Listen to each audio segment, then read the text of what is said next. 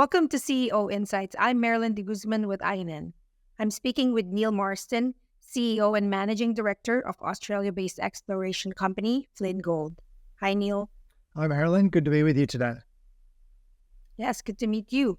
So this is the first time that we're having a conversation. And I think this is a good place to start is just to give our audience sort of an overview of Flynn Gold, the Flynn Gold story since you listed in mid 2021. Yes, look, the Flynn Gold story started with the company securing a package of tenements before we listed. Our early exploration efforts have all been focused on the northeast part of Tasmania. And the reason we have been exploring there is due to the similarities between the geology there and the gold mineralisation styles that occur there, which are very similar to the Victorian goldfields on the mainland of Australia to the north. And as people would know, the Victorian goldfields are one of the world's greatest gold camps. The amount of gold that's come out of Victorian goldfields has been phenomenal over the years.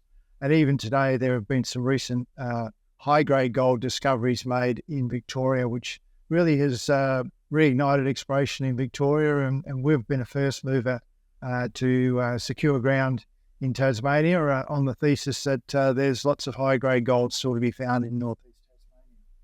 So we've secured over 1,000 square kilometres of ground in that area, and we've been very excited with the results of our exploration to date. So your flagship project, the Golden Ridge project, you've done some exploration work there. Tell us some updates on the exploration work that you've done so far.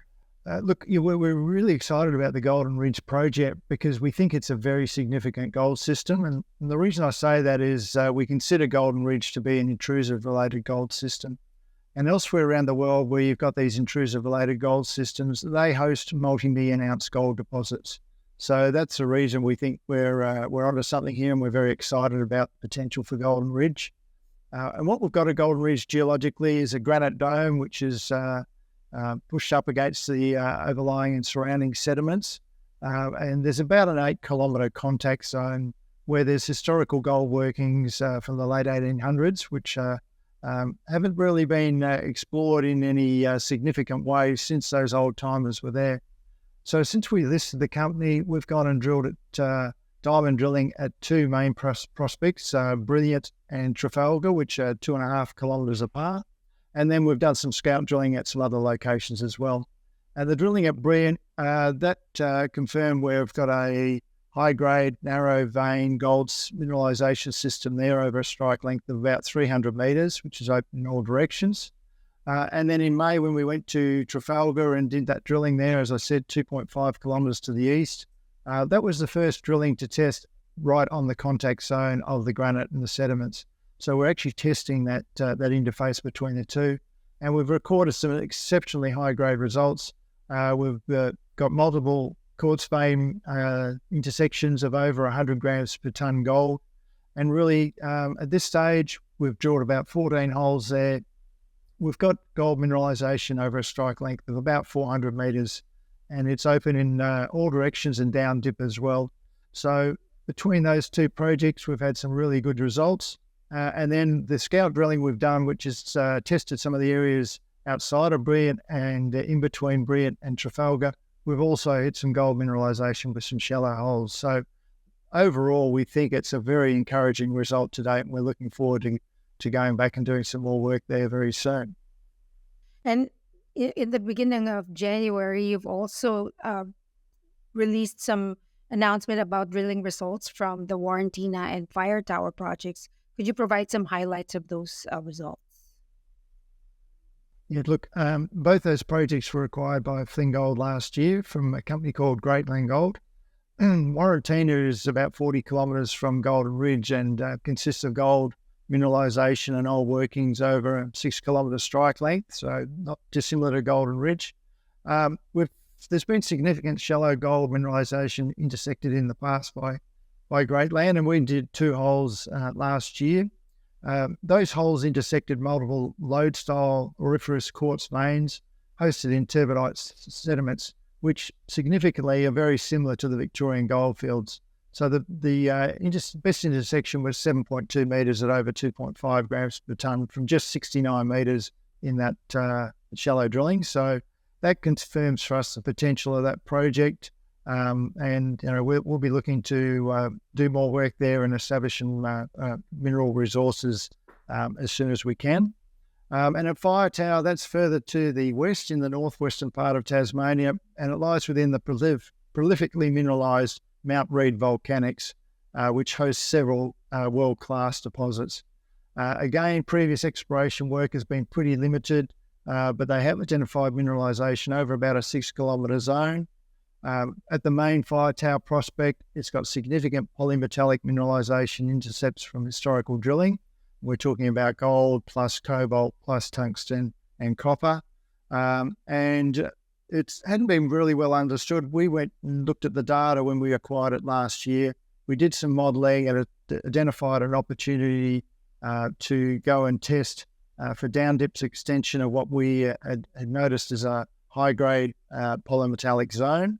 So we put 4 holes in there late last year, and we've been receiving results coming through in January, and we reported some of those. The best interval was 17 metres at over 2.3 grams, plus very good cobalt and tungsten numbers as well.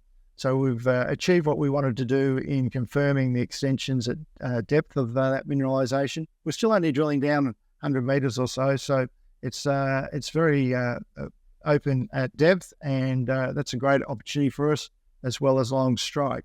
So between those two projects, it really adds to the story when we've got Golden Ridge and these 2 other projects to go and explore in this coming period.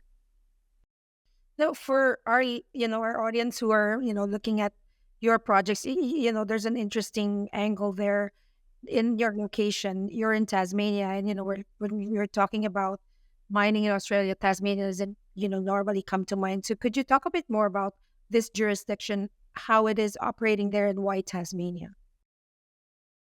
Yeah, look, Tasmania's economy is very much dominated by mining. There's big mines on the west coast exporting iron ore, gold and polymetallic concentrates from a number of mines. So the government and public in Tasmania are very supportive of the mining industry. It's a major primary industry in that state. Getting permits to get onto the land is good. The regulators have a very straightforward process, which is very transparent, and we can work through that quite well. It's very much a skilled workforce. There's good access to infrastructure with roads, rails, and ports. So overall, it's a very easy place to be exploring for us. I think as far as future possible development of anything into a mine, those challenges can be addressed quite reasonably. Another interesting aspect, I think, about your company is you have this gold properties, but you also are playing in the battery metal space. Can you talk about this? You have your lithium project in Western Australia as well. Yes, Marilyn. We've got 2 sort of areas of focus up in the north of Western Australia, in the Pilbara region. We've got the Mount Dove project. That sits in a very hot address, really. We're close to a number of lithium mines and also the large Hemi gold deposits, only about 15 kilometres away. So a very underexplored area as far as we're concerned. We've done some soil sampling there and come up with some gold and also some lithium anomalies which need to be tested. So that will be followed up in the future. And in the south, in the Eelgarn area around Southern Cross, we've got 2 projects, Forestania and Lake Johnson. Now, Forestania is very close to the Mount Holland lithium mine being developed at the moment, and Lake Johnson is located in an exciting new province where there's been some new discoveries from drilling by other companies just adjacent to our ground. And then on top of that, we've secured a 1-year option on a couple of exploration licenses, a place called Parker Dome, which is about 50 kilometres north of the Mount Holland deposit. And historical RAB drilling in that area is chasing gold back in the 1990s, intersected pegmatites in multiple drill holes, but they never tested for lithium. So that's an exciting opportunity for us to go and follow up those earlier results and see if we can find some pegmatites with lithium mineralisation in them. So, it's a great second string to our bow, so to speak. So what's your exploration plan for 2024? Well, this year, obviously, our focus will be on gold in Tasmania. The 3 projects I spoke about, Golden Ridge, Warrentinna and Firetower, will obviously be the main focus.